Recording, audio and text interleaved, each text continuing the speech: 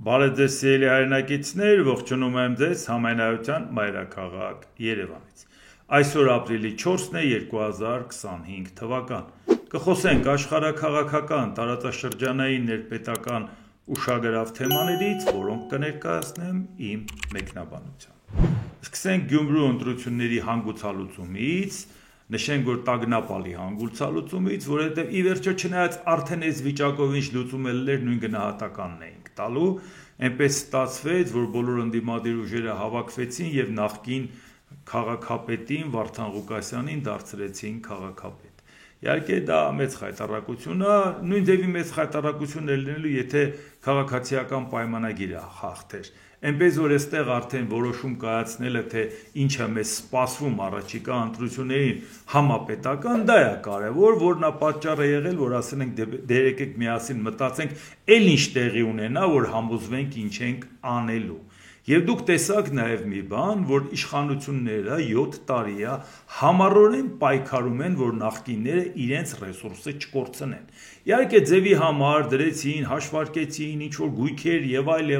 որ պետքա բռնագանձեն էս անեն, բայց եւ միևնույն ժամանակ միլիարդավոր դոլարների անուն տվեցին, բայց ինչ-որ գույքեր, եթե այդ ամբողջը գումարե, այդ բոլորի ունեցած միլիարդների եւ բոլորի բռնագրաված հաշվառած գույքի մի տոկոսը չի կազմի, բա ուր են մնացած միլիարդները, իսկ Նիկոլ Փաշինյանն ասում էր դեղոմի տեղ դրած չի գնանք վերցնենք, դա շատ բարդ է, բա որ խոստանում էիր միտեղ դրած էր, այսինքն կամ գիտեիր ստում էիր, կամ գործից չհասկանալով մարդկանց խաբեցիր պոպուլիստական ելույթներով եկար իշխանության, բայց հետո քեզ ձեռք տվեց, որ այդ մարդկանց կախվածության մեջ պայես, այսինքն եթե դուք չեք ուզում ձեր գույքը կորցնեք, որոնք ցես դանդաղ հաշվառել ենք, դե հիմա նախապատրաստվեք մի քիչ փող ծախսեք, խորհրդարանական ընտրություններին մասնակցեք, պայքարեք, որ եթե հաղթեք գույքը հետ կբերեք, իրականում լավ իմանալով, որ նրանք շանս չունեն հաղթելու, չնայած հիմա տեսան, որ կարող է նաև ունենան, այսինքն ստացվեց այնպես, որ Նիկոլ Փաշինյանին պետք չէ շուտ այդ ամեն ինչը բռնագրավել, շուտ ինչ-որ բան անել, որտեղ իրան պետք է նրանց կախվածության մեջ պահել, որպեսզի այդ ռեսուրսը լինի ուրիշ ուժեր չառաջանան, եւ ստացվեց, որ վարչական ռեսուրս ունի իշխանությունը, ֆինանսական ռեսուրս ունի իշխանությունն ու նախկին իշխանությունը եւ մեդիա ռեսուրս ունեն եւ իշխանությունը եւ նախկին իշխանությունը։ Ահա իրական պատկերը։ Եվ որևէ այլընտրանք չներկայացվեց է։ Իշխանության հետ ասոցացվող այլընտրանքն էլ մարդիկ մերժեցին, այնպես որ մի բարդ անհասկանալի բան չկա։ Ու դա է պատճառը, որ ես ասում եմ, որ այո, մտածում ենք, որ արդեն այն ինչ որ մեզ պարզ է, պետք է այդ ամեն ինչը անենք ու առաջ գնանք։ Հաստատ չի գտնվի մի մարդ, որը մտածի, որ ես պաշտոնի եմ ձգտում, որ ինձ համար բարեկեցության խնդիր լուծե։ Այն լարվածության մեջ, որի մեջ մտնելու ենք, ես չգիտեմ, իմ առողջությունը կների դրատակից դուրս գալ, թե չէ։ Ի վերջո ես 65 տարեկան եմ, 25 տարեկան չեմ։ Բայց ես պատրաստ եմ այդ ամեն ինչի տակ մտնել, հասկանալով, որ մեր երկիրն ինչ է սպասում։ Կարողանանք հիմքեր դնենք, վաղ ուրիշներն են ղեկավարելու, մեր նորմալ երկիր ունենանք։ Անձնական չեմ հասցնի ես դա վայելեմ, լավ հասկանում եք դա։ Ինչի եմ ասում, որ այո, մեկ անգամ եւս ուղղակի ասեմ, որ պետք է ամեն ինչ անենք, միավորվենք, համախմբվենք, տեսեք ինչ ուժերի դեմ պետքա պայքարենք ու ձեր աջակցությունից մեր միասին արած ակտիվ քայլերից է կախված, թե ինչ ձևաչափով, ինչ չափով ես կարողանամ, ինչ ծավալով ես կարողանամ ներգրավված լինեմ այդտեղ։ Օգնեմ մեկին, թե ուժի կենտրոն ստեղծենք, թե ես ինքս լիդերություն ստանձնեմ, բայց բոլոր պարագաներում դուք հասկանում եք, թե ինչ անհավասար կռիվ է երկուսի հետ միասին լինելու։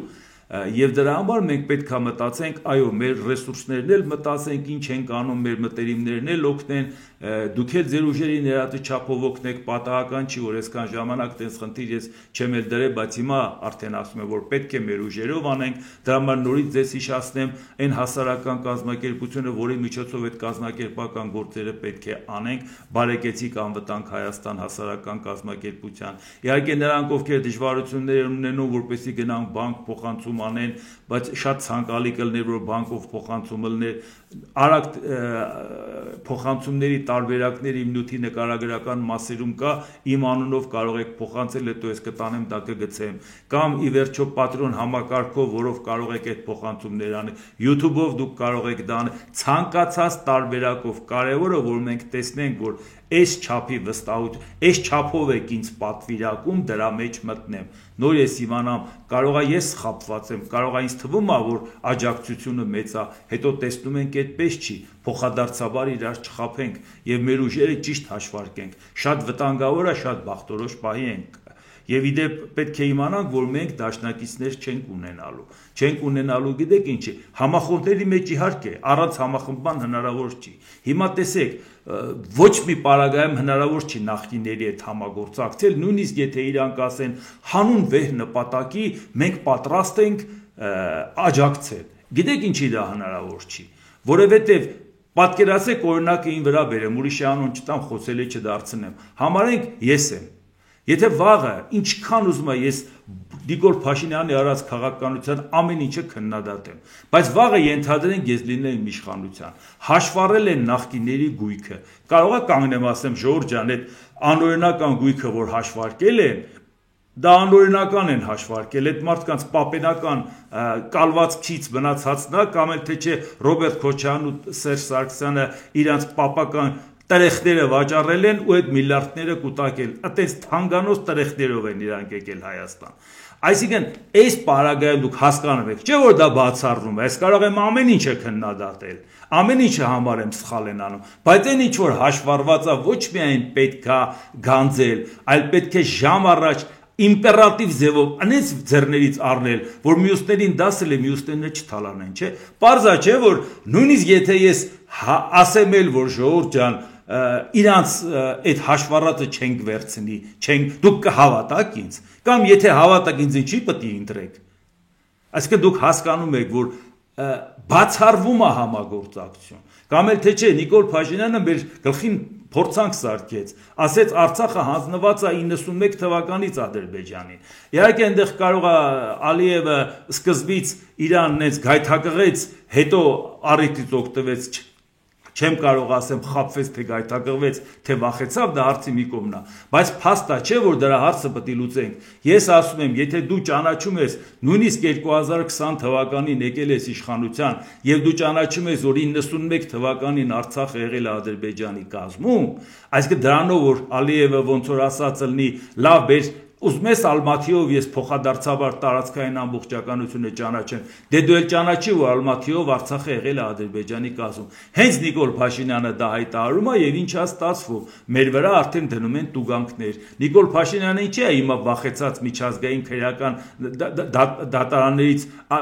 ասում է վերցնենք հայցերը, նաեւ գիտի ինչի համար։ Բա որ Ադրբեջանը հակընդդեմ հայցով մտնի։ Չնայած նախապես արդեն դատի տվել է, այդ չի հարցը։ Հակընդդեմ հայցով մտնի, ասիմ իրոք է, եթե դու 91 թվականից ճանաչել ես Արցախը Ադրբեջանի կազմում, 2020 թվականին Ադրբեջանի կազմում հայկական բանակին ինչ է հրաման տվել կռվի։ Ինչ գործ ուներ դու իմ տարածքում։ Դուրս գա, եթե նույնիսկ պատահաբար մնացել ես։ Դու եթե համարել ես Արցախը Ադրբեջանի կազմում, եթե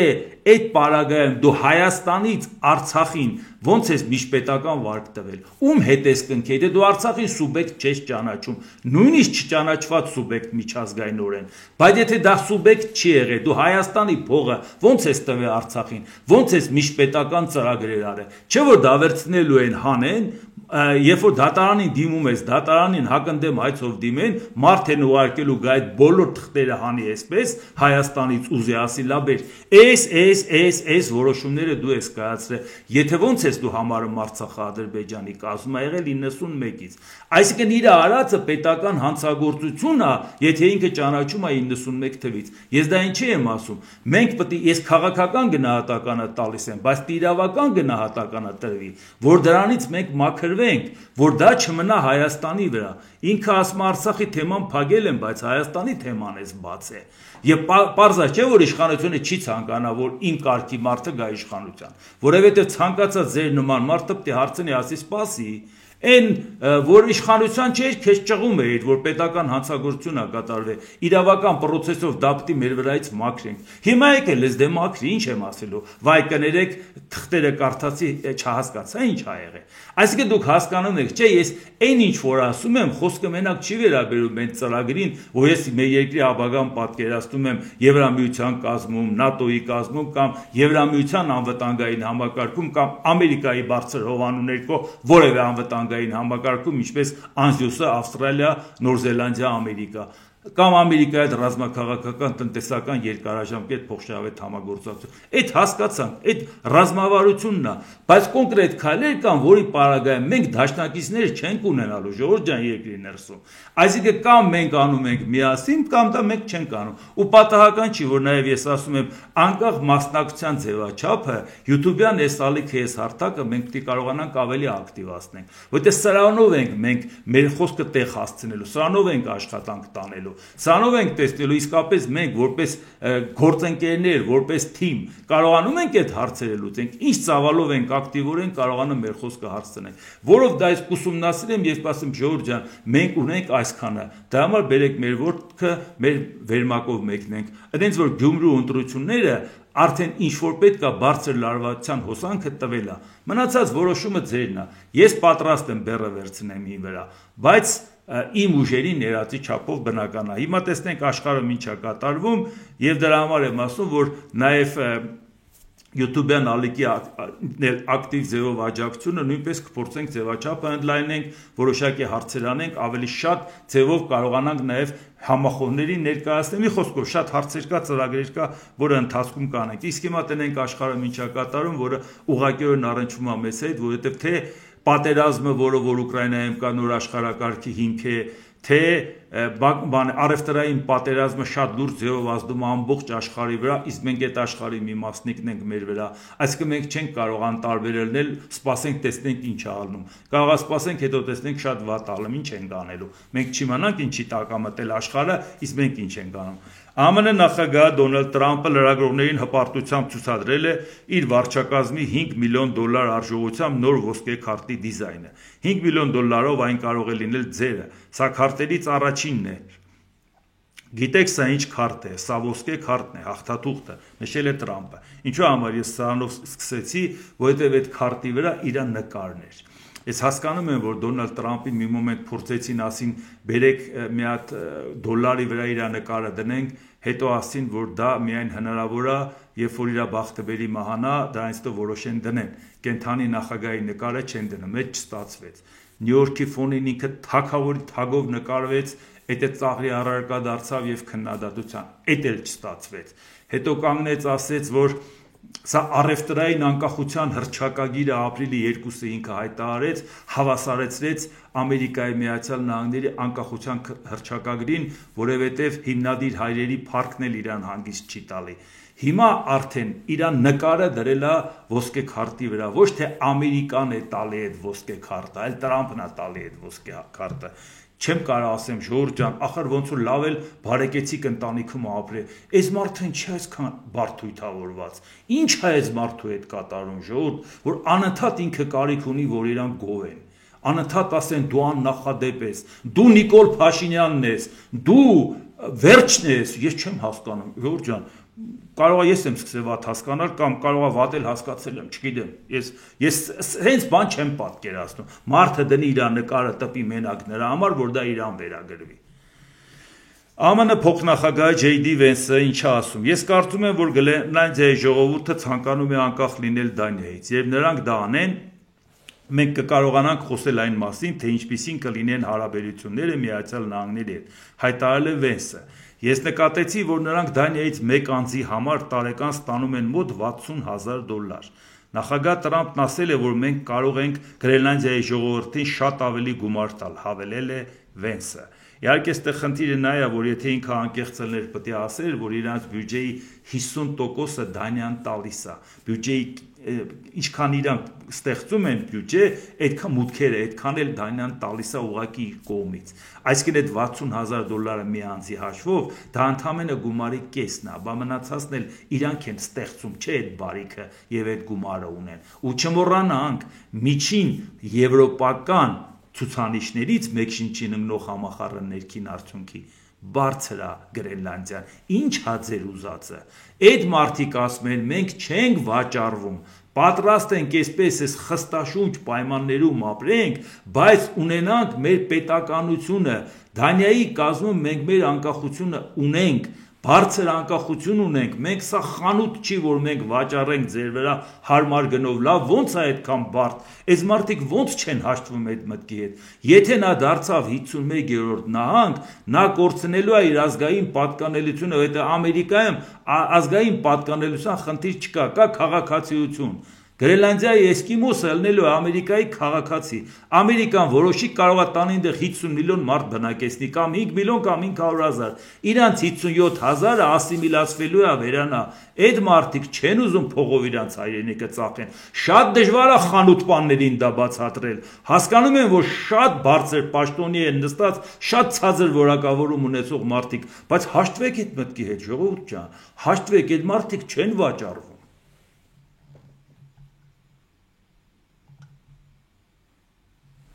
Դանիայի վարչապետ Մեթե Ֆրեդերիկսեն Ներոյա այցով Գրենլանդիայում էր, որտեղից հայտարարել է։ Իդեպ խիա դա մշտական անհանգստացնում, որտեղ հաստատ մեր դարդը Դանիան չի, էլի, որտեղ եթե օբյեկտիվորեն նայենք մենք աշխարհակարգը Ամերիկայից ենք սպասում, ոչ թե Դանիայի նոր աշխարհակարգում իր դերակատարությունը, բայց ուղղակի այս մոտեցումով ագրեսորին դու խրախուսում ես, մեր թաղամասի ագրեսորներն էլ արդեն մեծ հաճույքով կարող են մտնել Հայաստան, բայց ողջունեն Գրենլանդիայի անեքսիան։ Շատ ենք խոսել դրա մասին, դա է մեզ մտահոգում, թե չէ հաստատ այնպես չի, որ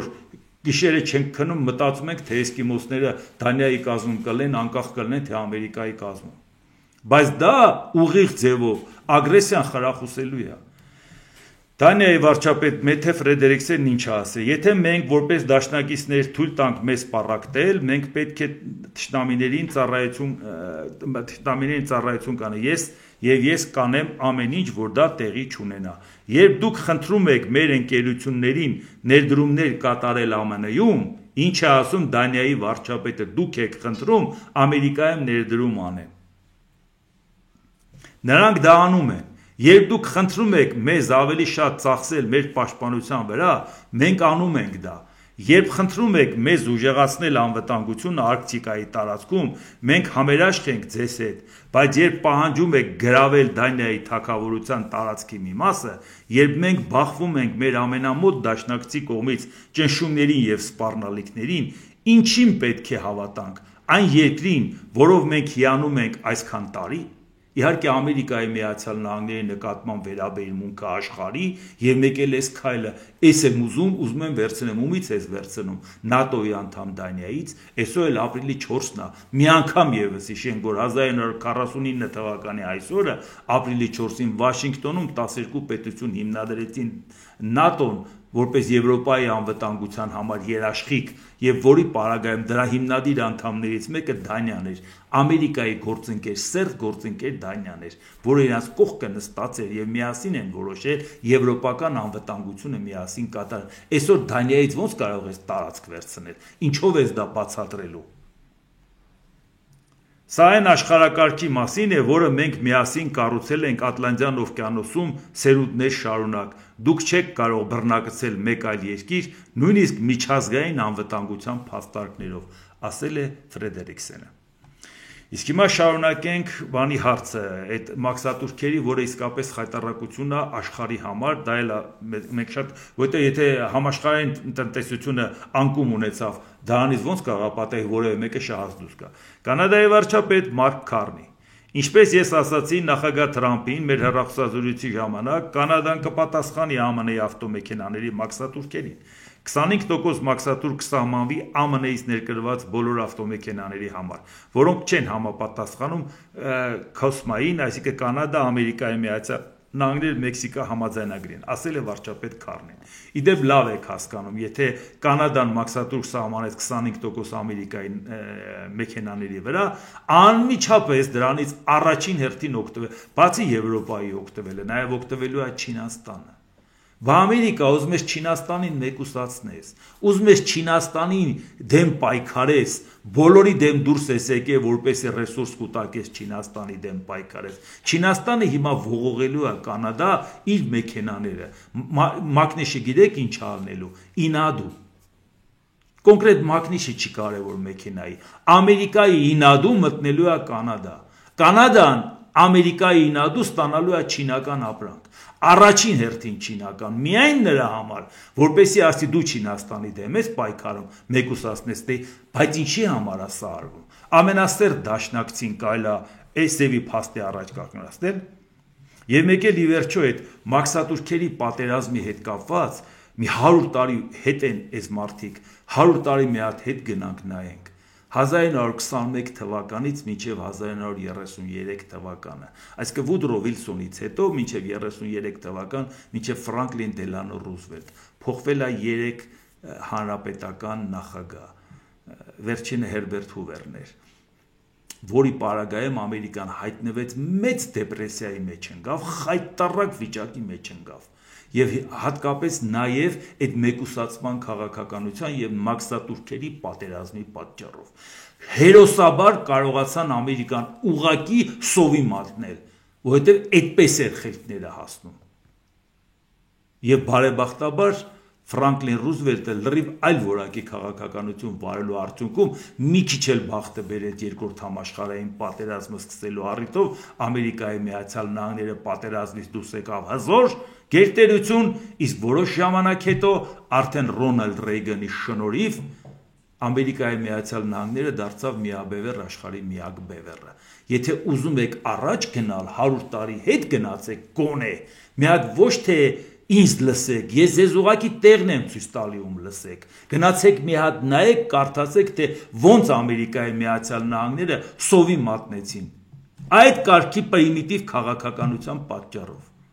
որ ուզում էին Ամերիկայի շահերը պաշտպանեին աշխարհից։ ԱՄՆ նախագահ Դոնալդ Տրամպը կարծում է, որ երկիրը բում է ապրում, քանի որ արժեթղթերն անկում են ապրում ագրեսիվ մաքսատուրքեր սահմանելու իր որոշումից հետո։ Մարդիկ պետք է խոսեն այն մասին, որ մեր երկիր մուտք է գործում գրեթե 7 տրիլիոն դոլարի ներդրում, եւ դուք կտեսնեք, թե ինչպես կստացվի մեր երկիրը գնալով բում է ապրում, ասել է ԱՄՆ նախագահը։ Իհարկե,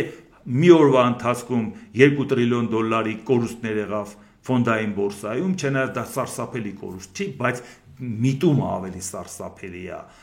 այն միտումը, որ իրանք հասկանում են, որ սա շարունակություն է ունենալու։ Եվ այն մեծահարուստ մարդիկ, որ գլխապատառ պաշտպանում են Դոնալդ Տրամպի քաղաքականությունը, մի օրում ընդամենը 200 միլիարդ փող են կորցրել։ Դե ոչինչ, իրանք շատ ունեն, բայց արդեն սկսում եմ կասկածել։ Ես միշտ մտածել եմ, որ կարելի է ալնել դեբիլ միլիարդատեր Հայաստանում, դեբիլ միլիարդատեր Ռուսաստանը, որովհետև հովանավորչությամբ ու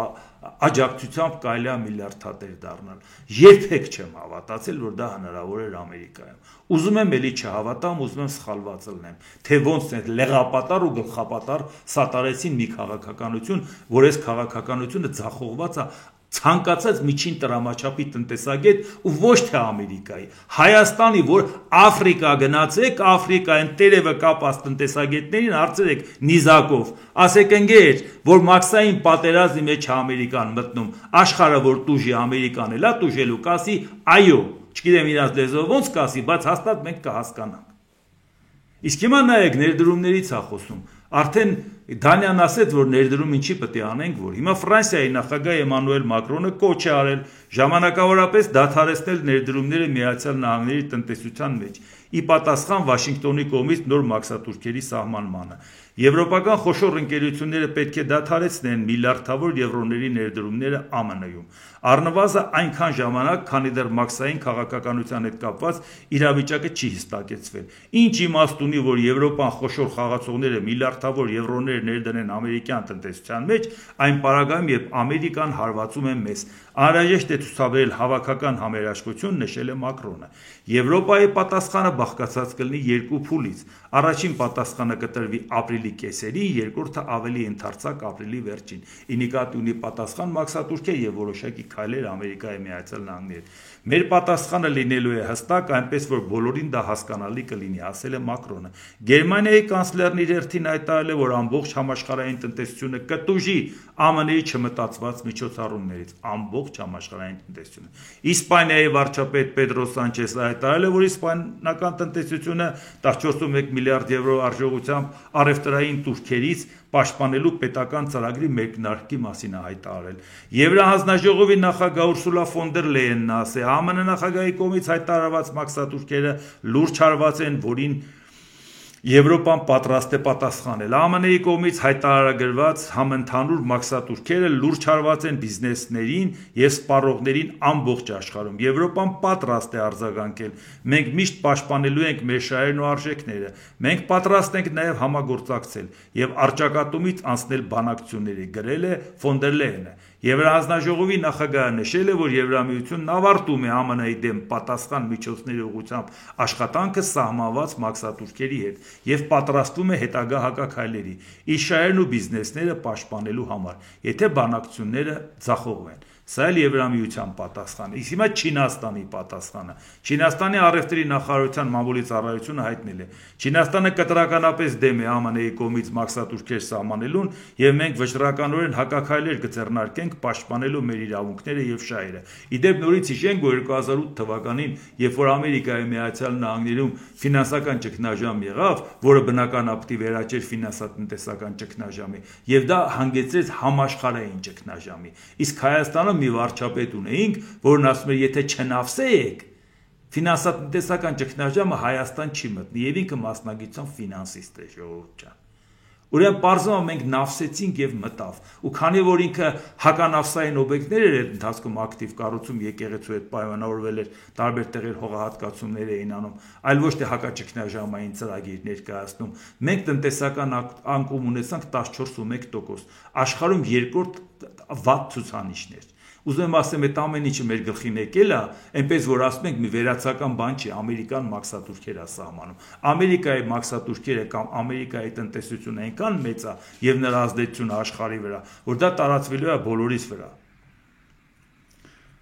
Չինաստանը հայտարարել է, որ ապրիլի 10-ից փոխադարձ 34% մաքսատուրքեր կսահմանի ԱՄՆ-ից ներմուծվող բոլոր ապրանքների համար, կատարելով հակահարված տալու խոստումը։ Այն բանից հետո, երբ ԱՄՆ նախագահ Դոնալդ Տրամպը սրեց համաշխարհային առևտրի պատերազմը։ Իսկ հիմա նայեք արժույթի միջազգային հիմնադրամի գործադիր տնօրենը, ինչա ասել Քրիստինա Գեորգիևան, հայտարարություն է տարածել ԱՄՆ նախագահ Դոնալդ Տրամպի կողմից ապրիլի 2-ին հայտարարված փոխադարձ մաքսատուրքերը զգալի վտանգ են ներկայացնում համաշխարհային տնտեսության զարգացման համար։ Մենք դեռ գնահատում ենք հայտարարված մաքսատուրքային միջոցների մակրոտնտեսական հետևանքները, բայց դրանք բացահայտորեն զգալի վտանգ են ներկայացնում համաշխարհային տնտեսության հեռանկարների համար, դրա դանդաղ աճի շրջանում։ Կարևոր է խուսափել քայլերից, որոնք կարող են ել ավելի վնասել համաշխարհային տնտեսությունը, նշել է Գեորգիևան։ Ահա սա այն է, ինչի մասին ամենօրյա ռեժիմով խոսել ենք, որ ասել են բացառվում է, որ մաքսատուրք կիրառելով գնաց չլինի Ամերիկայի Միացյալ Նահանգներ, Ամերիկայի Միացյալ Նահանգների սպառողն էլ է տուժելու, արտադրողն էլ է տուժելու, արտահանողն էլ է տուժելու։ Եվ հիմա տեսնում եք արդեն երկրի ղեկավարների մակարդակով են դրան անդրադառնում եւ համաշխարհային գործիչներ, ֆինանսական կառույցների ղեկավարներ են անդրադառնում։ Reuters-ի հարցումը ցույց է տվել, որ ԱՄՆ նախագահ Դոնալդ Տրամպի հավանության վարկանիշն ընկել է մինչև 43%, ամենացածրը հունվարի 20-ին պաշտոնը ստանձնելուց անմիջապես հետո, քանի որ ամերիկացիները հիասթափված են նրա մաքսատուրքերից եւ այն բանից, թե ինչպես է նրա վարչակազմն արձագանքել Եմենում ռազմական հարվածի մասին լուրերին։ Իհարկե, այստեղ հաշվի առնենք մի հանգամանք, որ 43%-ը մի սարսափելի անկում չի, բերեք օբյեկտիվ լինենք, բայց սարսափելի է Տրամպի պարագայում ինչի, որովհետև հունվարի 20-ին ինքը երբ որ հաղթել էր, բավական համոզիչ ձայներով էր հաղթանակ տարել եւ մեկ էլ կոնգրեսի երկու պալատներում էլ ինքը մեծամասնություն ունեցավ։ Այսինքն այդ կարգի համոզիչ հաղթանակից հետո այս անկումը խոշորագույն ձախողումը մեկ ուրիշի պարագայում կարող է դա այդպես չնայվեր։ Մեծ Բրիտանիայի արտաքին գործերի նախարար Դեյվիդ Լամին, իդեպ նաև Ամերիկայի Միացյալ Նահանգները, որ ամեն ինչը խոստանում էր պատերազմը արագ ավարտել, հիմա տեսանք ինչ կատարվում է Ուկրաինայի հետ կապված, եւ դրա ծայրը դեռ չի երևում։ Եվ Ամերիկայի Միացյալ Նահանգները իր դերակատարությամբ չի կարողանում լուծումը գտնել։ Մեծ Բրիտանիայի արտաքին գործերի նախարար Դեյվիդ Լամին Ռուսաստանի նախագահ Վլադիմիր Պուտինին մեղադրել է ուկրաինական պատերազմին վերջ տալու համար խաղաղ համաձայնագիր կնքելու ջանքերը ձգձգելու եւ խաթարելու մեջ։ Բրիտանիայի նախարարը ելույթ է ունեցել ՆԱՏՕ-ի գործընկերների հանդիպման ժամանակ, որտեղ Լամին խոսել է նաեւ Դաշինքի եվրոպացի անդամների կողմից սեփական պաշտպանության ծախսերը մեծացնելու անհրաժեշտությունից, որպեսզի նրանք ավելի արդար լինեն ԱՄՆ-ի նկատմամբ։ Այսինքն ախպեր բերեք մենք էլ ավելացնենք, պետք է հասցնենք 5%-ի, բանավանդ որ հիշում եք խոսել ենք դրա մասին, որ եւ երկրների ներսում են արտոնյալ պայմաններ ստեղծում, որպեսզի ռազմական ծախսերը ավելացվեն, եւ Եվրամիությունն համապատասխան գործակիցներ մտցնելով արտոնյալ ռեժիմ ստեղծում, որպեսզի ռազմական ծախսերը կարողանան ավելացնեն, նորմատիվների խախտումներ չունենան։ Բայց այս պարագայում ստացվում է այնպես, եթե Եվրոպան լավ էլ զինվեց, ամեն ինչ արեց, որից հետո Ամերիկային պետք է ասի, բայց դու մեզանից ինչ ես ուզում կամ մենք քեզանից ինչ ենք ուզում։ Այնպես չի որ Ամերիկայի Միացյալ Նահանգները հաղթողա դուրս գալու, եթե Եվրոպան այդ չափի ծավալները մեծացրեց ու անկախացավ։ Մեր նպատակն է, որ Ամերիկան ու Եվրոպան միասնական գործեն, երբեք իրար դեմ չգործեն կամ իրարից առանձին չգործեն։ Իրանց երբեք պետք է օվկիանոսը չբաժանի։ Այդ ուղղակի դա, չգիտեմ, համարեք դա ինձ համար երազանք է, որտեղ այլ բան ուղղակի չեմ պատկերացնում։ Ռուսաստանը շարունակում է ռմբակոծել ուկրաինացի ընտանիքների, ուկրաինացի զինվորների եւ իհարկե ուկրաինական ենթակառուցվածքների վրա, եւ նրանք ձգձգում եւ ցախողում են բանակցությունների բոլոր ջանքերը։ Պուտին, մենք տեսնում ենք քեզ եւ կենսական է, որ ՆԱՏՕ-ի դաշնակիցները միավորվեն ավելի մեծ տնտեսական ճնշում գործադրելու Ռուսաստանի վրա պատասխանելու նախագահ Տրամպի բանակցային ջանքերին, ասել է արտգործնախարարը։ ԱՄՆ պետքարտուղար Մարկո Ռուբիոն ՆԱՏՕ-ի անդամ պետությունների արտգործնախարարների հանդիպումից հետո կայացած մամուլի ասուլիսի ժամանակ ասել է. Դոնալդ Տրամպը ցանկանում է որքան հնարավոր է շուտ ավարտել պատերազմը, միևնույն ժամանակ դա հնարավոր է միայն իրականացնել երկու կողմերի համար ընդունելի պայմաններով։ Մենք շուտով շաբաթների, ոչ թե ամիսների ընթացքում կիմանանք, արդյոք Ռուսաստանը պատրաստ է խաղաղության։ Պետքարտուղարի ղեկավարի խոսքով Ուկրաինան արդեն ցույց է տվել, որ պատրաստ է ինչպես հրադադարի, այնպես էլ բանակցությունների։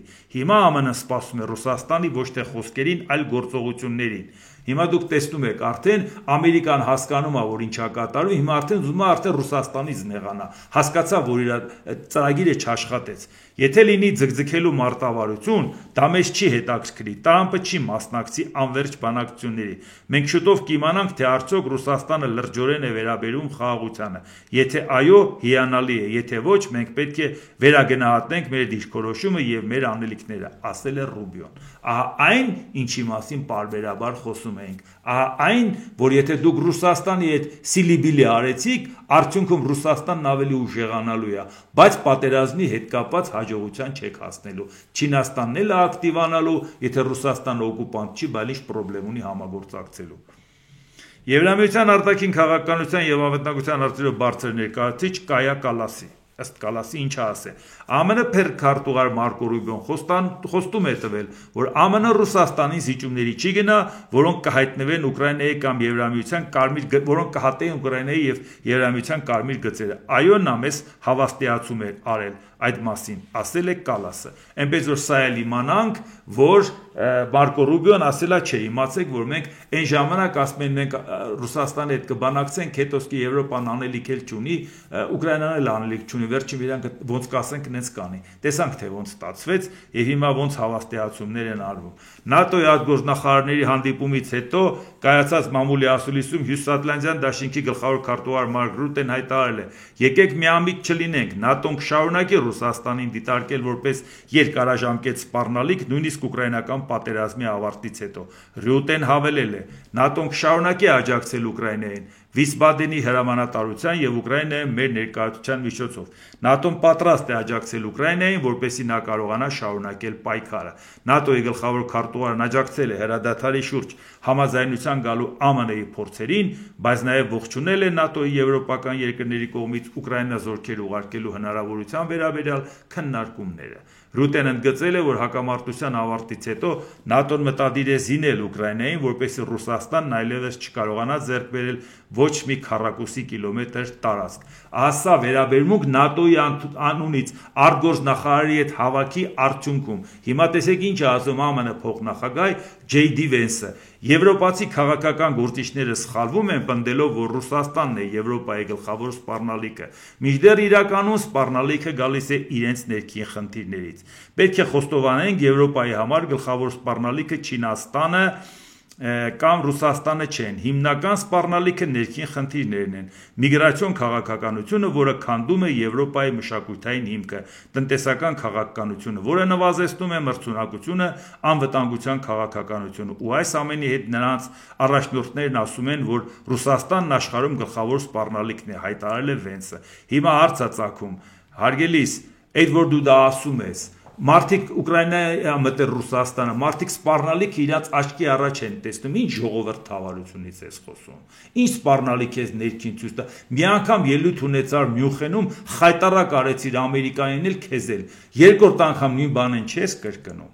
Իսկ հիմա էլ Դոնալդ Տրամպը հիմա շարունակում է նաև էլի Եվրոպայի հետ կապված հարաբերություններ պարզելու, այս էլ մի ձև է։ ԱՄՆ նախագահ Դոնալդ Տրամփ, Ֆրանսիայի ազգային ճակատի ղեկավար Մարին Լը Պենի դեմ վհուկների որսը եւս մեկ օրինակ է այն բանի, որ եվրոպական ցախերը օրենքը օգտագործում են որպես զենք, խեղդելու խոսքի ազատությունը եւ գրաքննելու իրենց քաղաքական հակառակորդին։ Այս անգամ հասնելով նրան, որ իր հակառակորդին բանտ են նստեցնում։ Չեմ ճանաչում Մարին Լը Պենին, բայց ես գնահատում եմ, թե որքան ջանասիրաբար նա աշխատել է այսքան տարի։ Այս ամենը շատ վատ է Ֆրանսիայի եւ ֆրանսիացի մեր ժողովրդի համար, անկախ նրանից, թե որ կողմում են նրանք։ Ազատություն Մարին Լը Պենին, գրել է ԱՄՆ նախագահը։ Դատարանը վճիռակ կայացրել, ձեռքի տակ փաստաթղթեր կա, որ տեսել ես, որ դա վհուկների որսա կամ կամայական ինչ-որ բան արվել, ով միտեղ բանտ անստում Դոնալդ Տրամփն ուզում է, որպես իր գործընկեր արդարացնի, որովհետև իր նկատմամբ քրեական գործ են հարուցել։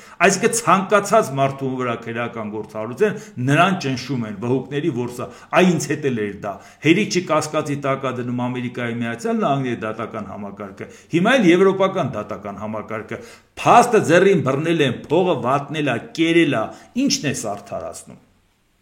Ամերիկացի գործարար Տրամփի կառավարության անդամ Իլոն Մասկը եւս կոչ է արել ազատ արձակել Ֆրանսիայի ազգային ճակատի առաջնորդ Մարին Լը Պենին մեղադրական դատավճռից հետո։ Սա էլ հիմա պատկերացնեք ինչից խոսան, տնտեսական քաղաքականությունը հետո ամեն ինչ հարցերը լուծելա, հիմա հասկացա, որ իր արդյունավետության վարչությունը ընդհանրապես անելիք չունի, արդեն հիմա մտածում է վերադառնա բիզնես, բայց մի հատ ձեռի հետ մի հատ էլ բան է, որովհետև նրանք սատարում էին Պուտինին, նրանք դեմ էին Ուկրաինայի պատերազմին, Մարին Լը Պենը։ Այս սա է հենց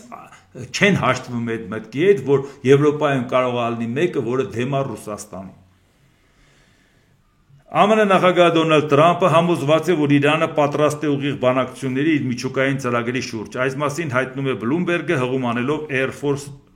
One-ում Տրամփի հայտարարությանը։ Հրապարակման մեջ նշում է, որ այս հայտարարությունն արվել է մեկ օր անց այն բանից հետո, երբ Թեհրանը հայտարարեց, որ պատրաստ է համապատասխան բանակցություններ արել, բայց միայն միջնորդների միջոցով։ Ինչ է ասում Տրամփը, արդեն նամակը ստացել է, տեսնում է այդ մարդիկ ուղիղ բանակցությունը մերժել են։ Այդ մասին ասել է հոգևոր առաջնորդը, ասել է նախագահը, ասել է արտգործ նախարարը, ասել է զինվոր ղեկավարությունից, ասել է նրա դեսպանը Մակում, մեկը հիմա էլ ինչ է ասում, եթե նամակը իրենց բան չարժեր, բան չէր գրել, մոռացեք նամակների մասին, ես կարծում եմ, որ նրանք Իրանը ցանկանում են ուղիղ բանակցություններ վարել, ասել է Տրամփը, Իրանը ցանկանում է միջնորդներ օգտագործել, կարծում եմ, որ դա իսկապես անհրաժեշտ չէ, նրանք անհանգստացած են, կարծում եմ, որ նրանք իրենց խոցելի են զգում եւ ես չեմ ուզում, որ նրանք այդպես զգան, հավելել է Սպիտակ տան ղեկավարը, այսինքն էլի Փաստորեն իրան մերժում են, բայց ինքը ցանկանում է շարունակում է ցույց տալ, որ չէ իրանք ուզում են ուղիղ բանակցել։ Եթե այդ նամակը ոչինչ չարժեր, պետք չէր ուղղակի նաև նամակը գրել։ Ու պետք չէ այդքան թևեր տալ Իրանին։ Իրանը այդ կշիռը չուներ, Իրանը այդ կշիռը ստացավ համախմբվելով մեկ ուրիշի դեմ ընդդեմ Ամերիկայի Միացյալ Նահանգների։ Թուրքիայի արտաքին գործերի նախարարությունը խստորեն դատապարտել է Իսրայելի նախարարների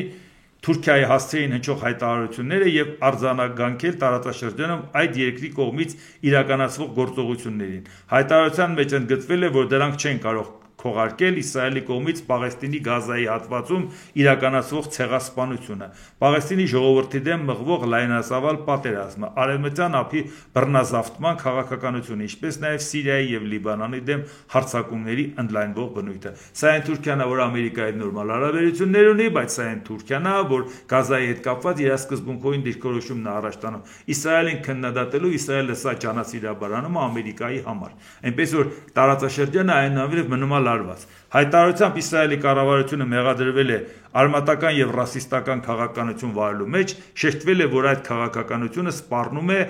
ոչ միայն տարածաշրջանի անվտանգության, այլև ուղղակիորեն խարխլում է խաղաղության հաստատման ջանքերը։ Թուրքիայի ԱԳՆ-ն ընդգծել է, որ Իսրայելը դարձել է տարածաշրջանի անվտանգության գլխավոր սպառնալիքը, իր տարածողական քաղաքականությամբ հաղթահարելով տարածաշրջանի երկրների տարածքային ամբողջականությունը եւ ազգային միասնությունը, ասում է հայտարարության մեջ։ Նորից մոռանանք, եթե այսքան սպառնալիք է Իսրայելը, մի հատ էլ Իսրայելը զենք է տալիս Ադրբեջանի, զինում է Ադրբեջանի, Իրանն էլ ասում է, որ ոչ միայն Հայաստանի դեմ, այլ նաեւ Իրանի դեմ է նախապատրաստվում։ Բայց այդքան մասը չի նկատում Իսրայելի հետ կապված։ Մենակ նկատում է ինչա կատարում Սիրիայում, մենակ նկատում է ինչա կատարվում այդ մոտակա տարածքներում կամ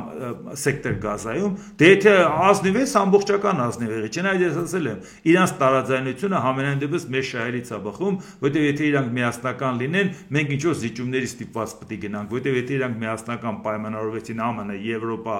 Ադրբեջան, մյուս, դա մեզ համար խնդիր է ալնելու։ Եթե իրանք sense համառորեն իրար դեմ պայքարում են, դա դեռ դրական է։ Ադրբեջանի արտգործնախարարության խոսնակ Այհան Հաջիզադեն ինչի ասել, անընդունելի է Ֆրանսիայի արտգործնախարարության կողմից կասկածի տակ դնել Ադրբեջանի նկատմամբ տարածքային հավակնություններ պահպանող Հայաստանի սահմանադրությունը փոխելու օրինական պահանջը, որը քննարկվում է ավելի քան 2 տարի, եւ դա որպես նոր պայման ներկայացնել է խաղաղության համաձայնագիրը ստորագրելու համար։ Եթե Ֆրանսիան իսկապես աջակցում է խաղաղության համաձայնագրի շուտապույտ կնքմանը, ինչպես որ հայտարարում է, ապա պետք է կոչ անի Հայաստանին համապատասխան քայլեր ձեռնարկել այդ ուղղությամբ։ Պահանջում ենք դադարեցնել խաղաղությանը չնպաստող քայլերը։ Հիմա այստեղ խնդիրը նաև ինչին է վերաբերվում, դա էլ կարճ ասեմ եւ այսօր ամփոփենք։ Եթե Ադրբեջանը պնդում է, որ 2 տարի է իրանք ասել են, որ նախապայման են դրել սահմանադրությունը փոխելու հետ կապված։ Դա նոր չի, ինչի է Ֆրանսիան դա ներկայացնում որպես նոր։ Եթե դուք իսկապես նախապայման եք դրել 2 տարի առաջ, ասել եք մինչև սահմանադրությունը չփոխե խաղաղության պայմանագիրը չենք ստորագրի, բայց չէ եք ձեր գլուխները ջարդելով խաղաղության պայմանագրի չհամաձայնեցված կետերը ստիպում, որ Հայաստանը համաձայնվի եւ ստորագրի նույնիսկ զիջումների գնալով։ Եթե Հայաստանն արդեն հայտարարել էր, որ 27 թվի շուտ ինքը չի փոխելու սահմանադրությունը, բայց իմաստը ո՞րն էր դա անել։ Սպասեք մի հատ Հայաստանում 26 թվին ընտրություն է։ Կարող է Նիկոլ Փաշինյանը չի անցնում, նորը գալիս է եւ վերցնում է այս խաղաղության համաձայնագիրը, տալիս է Նիկոլ Փաշինյանը թեւի տակն ու ուղարկում տուն։ Իմաստը ո՞րն է, որ դուք դες միջը, դուք ուզում եք հաջորդ իշխանությանը կապեք նրանով, որ արդեն քո նախորդը զիջումների գնացել է փաստաթղթին համաձայնության է եկել։ Եթե դուք ի սկզբանե գիտեիք, որ այդ փաստաթուղթը 2 տարուց շուտ չի ստորագրվելու։ 2 տարի է դուք ասել եք, մինչև դա չանես չենք անելու։ Այդ 2 կետներ չհամաձայնեցնեիր, չէ որ հանրակրվեն 27 թվին ըլնելու համար, մինչև հանրակրվեն դնես, մինչև հայտարարես, ժամանակ է պետք է 2 կետնել այդ ժամանակ կհաստատեիր, արդեն ընտրությունների արդյունքները ամփոփած։